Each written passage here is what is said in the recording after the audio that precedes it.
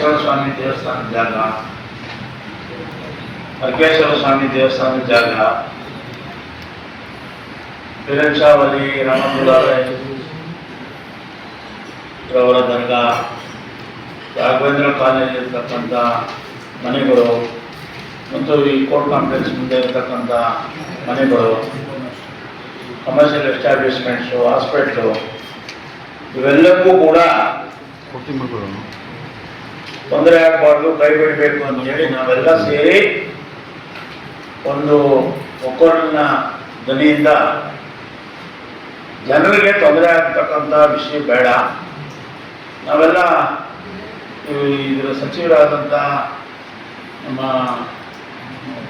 D K Shivakumar Saheb,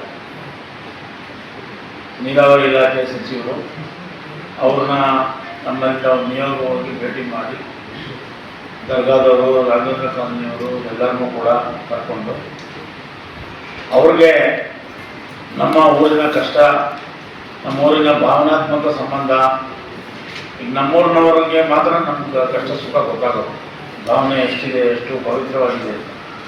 ಹಾಗಾಗಿ ನಮ್ಮ ಊರಿನವರ ಸಾವಿರಾರು ಲಕ್ಷಾಂತರ ಜನರ ಒಂದು ಭಾವನಾತ್ಮಕ ಸಂಬಂಧ ಏನಿದೆ, ದರ್ಗಾ, ದೇವಸ್ಥಾನ, ಸಾಯಿಬಾಬಾ ಟೆಂಪಲ್ ಇರ್ಬೋದು, ಶನೇಶ್ವರ ಸ್ವಾಮಿ ದೇವಸ್ಥಾನ ಇರ್ಬೋದು, ಇವೆಲ್ಲವನ್ನು ಕೂಡ ಇದರಿಂದ ಹೊರತುಪಡಿಸ್ಬೇಕು ಅಂತೇಳಿ ಒಂದು ರಿಕ್ವೆಸ್ಟ್ ಮಾಡೋಕ್ಕೆ ಒಂದು ನಿರ್ಣಯ ಮಾಡೋಣ ಅಂತ ಹೇಳಿ ನನ್ನ ಅಭಿಪ್ರಾಯ. ಏನು ಹೇಳ್ತೀರಾ? ಎಲ್ಲ ಒಪ್ಕೊಂಡವರೆಲ್ಲ ಕೈ ಎತ್ತಿ. ಹಾಗಾಗಿ ಒಪ್ಪೋದ್ರಿಂದ ನಾವು ಜನರಿಗೆ ತೊಂದರೆ, ಸಾರ್ವಜನಿಕರಿಗೆ ತೊಂದರೆ ಆಗಬಾರ್ದು. ಸಾಮಾನ್ಯ ಡಿ ಕೆ ಶಿವಕುಮಾರ್ ಸಾಹೇಬರು, ಒಂದು ನೀರಾವರಿ ಇಲಾಖೆಯ ಮಂತ್ರಿಗಳು, ಅವ್ರನ್ನ ಭೇಟಿ ಮಾಡಿ ಜನರಿಗೆ ಆಗ್ತಾ ಇರ್ತಕ್ಕಂಥ ನಷ್ಟ, ಜನರಿಗೆ ಆಗ್ತಾ ಇರ್ತಕ್ಕಂಥ ಆತಂಕ, ಇವೆಲ್ಲವನ್ನು ಕೂಡ ನಿವಾರಣೆ ಮಾಡೋ ನಿಟ್ಟಿನಲ್ಲಿ ಎಲ್ಲರೂ ಕೂಡ ಒಂದಾಗಿ, ಇಡೀ ರಾಮನಗರ ಒಂದಾಗಿ ಈ ನಿಟ್ಟಿನಲ್ಲಿ ನಾವು ಕೈಗೊಳ್ಳೋಣ ಅಂತ ಈ ಸಂದರ್ಭದಲ್ಲಿ ಹೇಳಿ ಈ ಸಭೆಯನ್ನು ಬರ್ಖಾಸ್ತು ಮಾಡ್ತಾರೆ. ನಮ್ಮ ಅಭಿಪ್ರಾಯ, ನಾವು ದೇವಸ್ಥಾನನೇ ಬಚಾವ್ ಮಾಡಬೇಕು, ಮತ್ತು ದರ್ಗಾನೇ ಬಚಾವ್ ಮಾಡಬೇಕು, ರಾಘವೇಂದ್ರ ಕಾಲೇಜಿನೇ ಬಚಾವ್ ಮಾಡಬೇಕು ಸರ್. ಅದಕ್ಕೆ ನಾವೆಲ್ಲ ಒಗ್ಗಟ್ಟಾಗಿ ಇಟ್ಕೊಂಡು ಮಾಡಬೇಕು ಸರ್. ಎಲೆಕ್ಟೆಡ್ MLA ಎಲೆಕ್ಟೆಡ್ ಆಗಿದೆ, ಅವ್ರಿಗೇನು ಪಬ್ಲಿಕ್ ಸೇವೆ ಮಾಡಬೇಕು ಅಂತೆ. ನಮ್ಮ ಅಭಿಪ್ರಾಯ ಪ್ರಕಾರ ಅವ್ರದ್ದೇ ಜಮೀನಿದೆ ಅಲ್ಲ, ಅದು ಸರ್ಕಾರ ತಗೊಂಡ್ಬಿಟ್ಟು ಅಲ್ಲಿ ಪಬ್ಲಿಕ್ಗೆ ಅನುಕೂಲ ಮಾಡಿಬಿಟ್ಟಿದೆ, ಡೆಮಾಲಿಷನ್ ಮಾಡ್ತದಲ್ಲ, ಅದೆಲ್ಲ ನಿಲ್ಲಿಸ್ಬಿಟ್ರೆ ಒಳ್ಳೇದು ಸರ್. MLA ಜಮೀನ ಮೊದಲೇ ಅಕ್ವೈರ್ ಮಾಡಿಬಿಟ್ರೆ ಒಳ್ಳೇದು ಸರ್. ಯಾಕೆಂದ್ರೆ ಅವರು ಪ್ರತಿನಿಧಿ ಅಲ್ಲ ಸರ್, ಎಲ್ಲ ಪಬ್ಲಿಕ್ಗೆ ಸೇವೆ ಮಾಡೋಕ್ಕೆ ಅವ್ರಿಗೆ ಜಮೀನು ತಗೊಂಡ್ರೆ ಒಳ್ಳೇದು ಸರ್, ಎಲ್ಲರಿಗೆ ಅನುಕೂಲ ಆಗ್ತದೆ. ನಮ್ಮ ಅಭಿಪ್ರಾಯ ಇದೆ. ದೇವಸ್ಥಾನ, ದರ್ಗಾ, ಅಪಿಯರೆನ್ಸ್ ಅಲ್ಲಿ ದರ್ಗಾ, ಮತ್ತೆ ಏನು ತಡೆಗೋಡೆಯನ್ನು ನಿರ್ಮಾಣ ಮಾಡಿದ್ದಾರೆ, ಆ ತಡೆಗೋಡೆಯನ್ನು ಹೊರತುಪಡಿಸಿ ಬಿಟ್ಟು ಅಲ್ಲಿಂದ ಏನ್ ಬೇಕಾದ್ರೂ ಮುಂದಕ್ಕೆ ಬೇಕಾದ್ರೆ ಮಾಡ್ಕೋಬಹುದು. ಈಗ ಎಲ್ಲ ಬಹಳ ಜನರು ನೊಂದರಿಂದ ಇದನ್ನ ನಾನು ನಿಜವಾಗ್ಲೂ 100% ನಾನು ಖಂಡಿಸ್ತಾ ಇದ್ದೀನಿ. ಇದು ನನ್ನ ಅಭಿಪ್ರಾಯ. ಯಾವುದಕ್ಕೆ ಏನೇ ಒಂದು ಕಾರಣ ಬಂದರೂ ಕೂಡ ಇದನ್ನ ಜನಗಳಿಗೆ ಅನ್ಯಾಯ ಆಗದಂತೆ ಇದನ್ನ ಭೂ ಶೋಧನ ಮಾಡ್ಕೊಂಡ ಕೈ ಬಿಡಬೇಕು ಅಂತೇಳಿ ನಾನು ಒತ್ತಾಯ ಮಾಡ್ತಾ ಇದ್ದೀನಿ. ಇದು ಎಂದೆಂದಿಗೂ ಕೂಡ ಈಗ ಏನು ಇವಾಗ ಅಲ್ಲಿ ನಮ್ಮ ನಗರಸಭೆ ಮಳಿಗೆ ಮತ್ತೆ ಅಲ್ಲಿ ಇರುವಂತ ಅಕ್ಕಪಕ್ಕದ ಮನೆಗಳು, ಅಲ್ಲಿ ಬಾಡಿಗೆ ತಗೊಂಡು ಅಂಗಡಿ ಮುಕ್ಕಟ್ಟೆಗಳು ಇವೆಲ್ಲ ನಾಶ ಆಗ್ತಾ ಇದ್ದಾವೆ. ಇದರಿಂದ ನಮ್ಮ ನಗರಸಭೆ ಆದಾಯ ಬರ್ತಾ ಇದ್ದು ಅಲ್ಲಿಂದ ತೊಂದರೆ ಆಗ್ತಾ ಇದೆ ನಗರಸಭೆಗೆ. ಆದ್ರಿಂದ ಇದನ್ನ ಭೂ ಸ್ವಾಧೀನ ಮಾಡ್ಕೊಂಡಿರ್ತದ ಹಿಂಪಡಿಬೇಕು ಅಂತೇಳಿ ನಾನು ಒತ್ತಾಯವನ್ನ ಮಾಡ್ತಾ ಇದ್ದೀನಿ. ಇದು ಯಾವುದೇ ಕಾರಣಕ್ಕೂ ಇದು ಭೂ ಸ್ವಾಧೀನ ಆಗಬಾರ್ದು, ಅಲ್ಲಿ ಜನ ಕಥೆ ಆಗಬಾರ್ದು.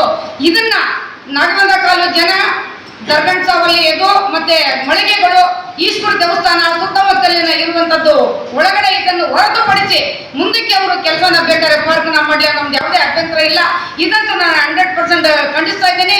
ಇದು ನನಗೆ ಇದು ತರಾವು ನಾನು ಏನ್ ಮಾಡ್ತೀನಿ, ಸರ್ಕಾರಕ್ಕೆ ಇದು ಹೋಗ್ತಾ ಇರೋದ್ರಿಂದ ಈ ವಿಚಾರ ನಾನು ಏನ್ ಮಾತಾಡಿದ್ದೀನಿ ಅದನ್ನ ಪುನಃ ರೆಡಿ ಮಾಡಿ ಅದನ್ನ ಸರ್ಕಾರಕ್ಕೆ ಹೋಗೋದ್ರಿಂದ ತರಾವನ್ನ ಮಾಡಬೇಕು ನಾನು ಹೇಳಿಕೆ ಕೊಟ್ಟಿರ್ತೀನಿ ಅಂತೇಳಿ ನಾನು ತಮ್ಮಲ್ಲಿ ವಿನಂತಿಯನ್ನ ನಾನು ಮಾಡ್ಕೊಳ್ತಾ ಇದ್ದೀನಿ.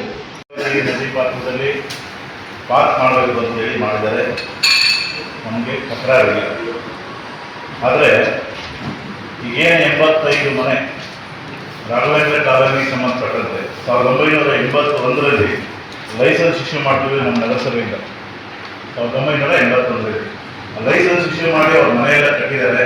ಇವತ್ತು ಅವ್ರ ಬೀದಿ ಪಾಲಾಗೋದು ಭಾಳ ದುಃಖಕರ ಸಂಗತಿ ಅಂತ ಹೇಳ್ತೀನಿ. ಅದಕ್ಕಿಂತ ಹೆಚ್ಚಾಗಿ ಏನಂದ್ರೆ ಇವತ್ತು ಅವ್ರನ್ನೇನಾದ್ರೂ ನಾವು ಅವ್ರು ಖಾಲಿ ಮಾಡಬೇಕು ಇಲ್ಲ ನಾವು ಪಾರ್ಕ್ ಮಾಡಲೇಬೇಕು ಅಂತಂದ್ರೆ ನಮ್ಮ ನಗರಸಭೆ ಇದ್ದು ಸತ್ತಂತೆ. ಯಾಕೆ ಈ ಮಾತು ಹೇಳ್ತೀನಿ ಅಂತ ಹೇಳಿದ್ರೆ, ನಾವು 1981ರಿಂದ ಅವ್ರು ಏನು ಲೈಸೆನ್ಸ್ ಮಾಡಿಸಿದ್ದಾರೆ ಇದುವರೆಗೂ ನಮ್ಮ ಕಂದಾಯ ಕಟ್ಕೊಂಡು ಬರ್ತಾ ಇದ್ದಾರೆ. ನಾಳೆ ಅಕಸ್ಮಾತ್ ನಾವು ಮಾಡಲೇಬೇಕು ಅಂತ ಮುಂದುವರೆದ್ರೆ ಅವತ್ತಿನ ಸಂದರ್ಭದಲ್ಲಿ ಯಾರು ಅಧಿಕಾರಿಗಳಿದ್ದೋ ಅವ್ರು ಕಲ್ಗಂಡ ಕೊಡಬೇಕಾಗುತ್ತೆ.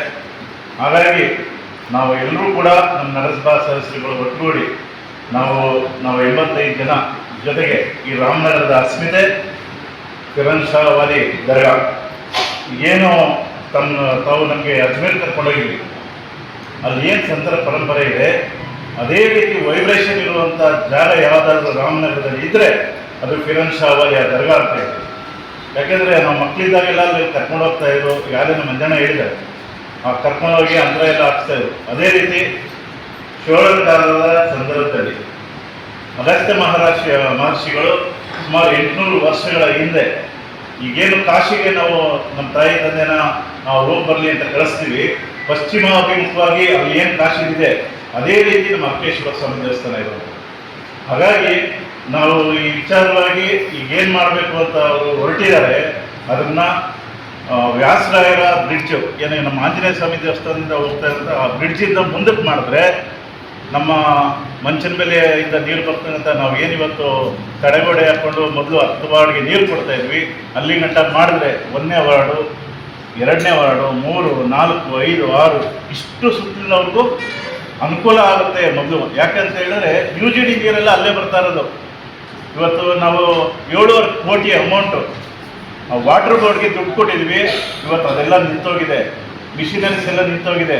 ಈಗೇನು ಇವರು ಪಾರ್ಕ್ ಮಾಡ್ತೀವಿ ಅಂತ ಹೇಳ್ತಾರೆ, ಆ ಪಾರ್ಕ್ ಮಾಡಬೇಕು ಅಂದರೆ ನೀರು ಬೇಕು ಅಂದರೆ ಆ ಮಿಷಿನರಿ ಚಾಲನೆ ಸಿಗುತ್ತೆ, ನಮ್ಮ ಕ್ಯೂರಿಂಗು ಅದು ಇದು ಏನು ಬೇಕೋ ಆ ಪಾರ್ಕ್ಗೆ ಅನುಕೂಲ ಆಗುತ್ತೆ ಅಂತ ಹೇಳಿ ನಾನು ಹೇಳೋದಕ್ಕೆ ಇಷ್ಟಪಡ್ತೀನಿ. ಇದ್ರ ಜೊತೆಗೆ ನಮ್ಮ ಭಾಗದಲ್ಲಿ ಇರ್ತಕ್ಕಂಥವ್ರು ಅವತ್ತು ಗಾಂಧಿ ವೆಂಕಟಪ್ಪ ಅಂತಿದ್ರು, ಅವ್ರಿಗೆ ಜಮೀನು ಕೊಟ್ಟಿದ್ರು 1 ಎಕರೆ 1 ಕುಂಟೆ. ಇವತ್ತು ಅವ್ರ ಮಕ್ಕಳು 4 ಜನ, ಅವ್ರ ಮಕ್ಕಳು 4 ಜನ ಇದ್ದಾರೆ. ಅವ್ರು ಸಿಕ್ಕರೆ 2 ಕುಂಟೆ 3 ಕುಂಟೆ ಈ ಥರ ಜಾಗ ಸಿಗುತ್ತೆ. ಅದೇ ರೀತಿ ಎಲ್ಲ ಭಾಗದಲ್ಲೂ ಹಂಗೆ ಇರೋದು. 2 ಕುಂಟೆ 3 ಕುಂಟೆಯಲ್ಲಿ ಅವ್ರು ಬೆಳೆಯುವಂಥ ಏನು ಇವತ್ತು ಕೊತ್ತಂಬರಿ ಬೆಳಿತಾರೋ ಇಲ್ಲ ಸೊಪ್ಪು ತರಕಾರಿ ಏನು ಬೆಳಿತಾರೋ ಬರೀ 2 ಕುಂಟೆ ಜಾಗ ಇರೋದು. ಇವ್ರು ಕೊಡೋ ದುಡ್ಡು ಅವ್ರಿಗೆ ಸಾಲೋದಿಲ್ಲ, ಅವ್ರು ಹೆಂಗೋ ಜೀವನ ನಡೆಸ್ತಾ ಇದ್ದಾರೆ, ಅವ್ರಿಗೂ ಗೊತ್ತಾಗುತ್ತೆ.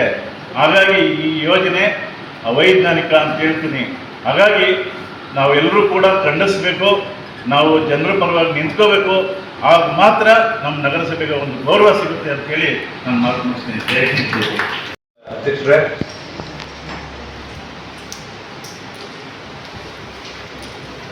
ಈ ಭೂಸ್ವಾಧೀನ ವಿಚಾರದಲ್ಲಿ ಕೆಲವು ಗೊಂದಲಗಳು ಕಾಣ್ತಾ ಇದೆ ಅಧ್ಯಕ್ಷರೇ, ಹೋರಾಟಕ್ಕೆ. ಏನಕ್ಕೆ ಅಂದರೆ ಈ ಭೂಸ್ವಾಧೀನ ಅಧಿಕೃತ ಪ್ರಕಟಣೆನ ದಿನಾಂಕ 20/1/2026 ರಾಜ್ಯ ಸರ್ಕಾರ ಇದನ್ನ ಆದೇಶನ ಕೊಟ್ಟಿದೆ. ನನ್ನ ಒಂದು ಡೌಟ್ ಏನಂದ್ರೆ ಈ ವರ್ಷದ ಜನವರಿನಲ್ಲಿ ಇದನ್ನ ಪ್ರಕಟಣೆನ ಹೊರಡಿಸಿದೆ ರಾಜ್ಯ ಸರ್ಕಾರ. ಆದ್ರೆ ತಡೆಗೋಡೆನ 2025 ಜನವರಿಯಿಂದಲೇ ಸ್ಟಾರ್ಟ್ ಆಗಿದೆಯಲ್ಲ, ಏನು ಕಾರಣ ಇದು? ಹೋಗಾಗಿದ್ರೆ ಅಧ್ಯಕ್ಷರೇ, 1 ವರ್ಷ ಆಗಿದೆ ತಡೆಗೋಡೆ ಸ್ಟಾರ್ಟ್ ಆಗಿ, ಅಧಿಕೃತ ಕಾಗದಪತ್ರ ಇವಾಗ ಕೊಡ್ತಾ ಇದ್ದಾರೆ ಸರ್ಕಾರ. ಕೊಡೋಕ್ ಮುಂಚೆನೇ ತಡೆಗೋಡೆ ಸ್ಟಾರ್ಟ್ ಆಗ್ಬಿಟ್ಟಿದೆಯಲ್ಲ, ಹೇಗೆ ಇದು ಕಾರಣ? ತಮ್ಮ ಗಮನಕ್ಕೆ ಇದೆಯಲ್ಲ ಹೋರಾಡಿದ್ರೆ ಅಧ್ಯಕ್ಷರೇ? 1 ವರ್ಷ ಆಯ್ತಲ್ಲ ಸ್ಟಾರ್ಟ್ ಆಗಿ. ಅಂದ್ರೆ ಸರ್ಕಾರ ಆದೇಶ ಮಾಡೋಕ್ ಮುಂಚೆನೇ ಕೆಲಸ ಶುರು ಆಗೋದಿಲ್ಲ, ಕಾಂಟ್ರಾಕ್ಟರ್ಗೆ ನೀವು ಕೆಲಸ ಕೊಟ್ಬಿಟ್ಟಿದ್ದೀರಿ. ಯಾರು ಕೊಟ್ಟಿದಾರೋ ಗೊತ್ತಿಲ್ಲ, ನೀವು ಮೀಟಿಂಗ್ ಕರೆದಿದ್ದು ನಿಮ್ಮನ್ನ ಕ್ವಶನ್ ಮಾಡ್ತಾ ಇದ್ದೀನಿ ನಾನು. ತಾವು ಮೀಟಿಂಗ್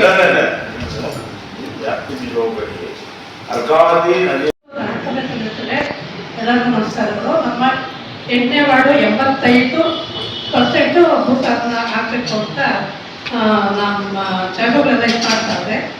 ಅಕ್ಕೇಶ್ವರ ದೇವಸ್ಥಾನ, ದರ್ಗಾ, ಸಾಯಿರಾಮ್ ದೇವಸ್ಥಾನ ಮತ್ತು ರಾಘವೇಂದ್ರ ಕಾಲೋನಿಯಿಂದ ಬಾಲ್ಗೇರಿ ಗಂಟ 85 ಮನೆಗಳು ಭೂಸ್ವಾಧೀನ ಮಾಡಬೇಕು ಅಂತ ಹೇಳ್ತಾ ಇದ್ದಾರೆ.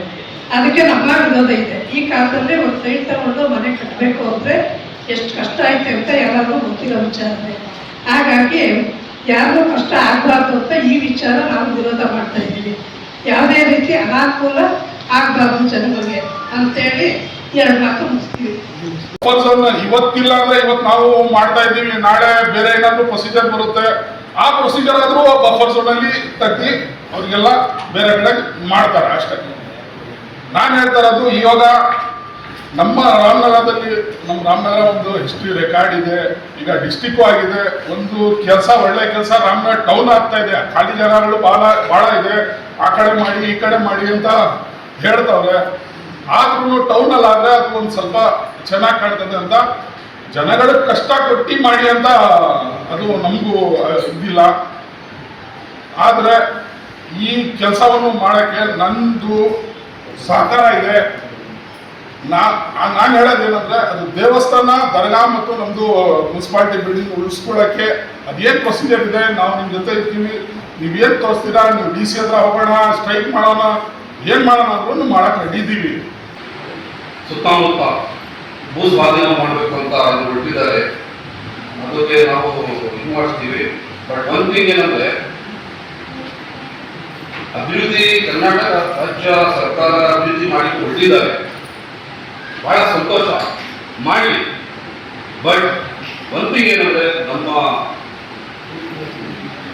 ಅರ್ಕೇಶ್ವರ ಟೆಂಪಲ್ ದೇಗುಲ ಮತ್ತು ಹಾಗೂ ನಮ್ಮ ಫಿನಾನ್ಷಿಯಲ್ ದರ್ಗಾ ಹಾಗೂ ನಮ್ಮ ದರ್ಗಾ ಇದೆ, ರಾಘವೇಂದ್ರ ಕಾಲೇಜ್ ಏನಿದೆ, ಆ ನಿವಾಸಿಗಳಿಗೆ ತೊಂದರೆ ಆಗಲಿಕ್ಕೆ ಮಾಡಬಾರ್ದು. ದಯವಿಟ್ಟು ಅದು ಸ್ವಲ್ಪ ನೋಡ್ಬಿಟ್ಟು ಮಾಡಬೇಕು ಅಂತ ನನ್ನೊಂದು ಮನವಿ.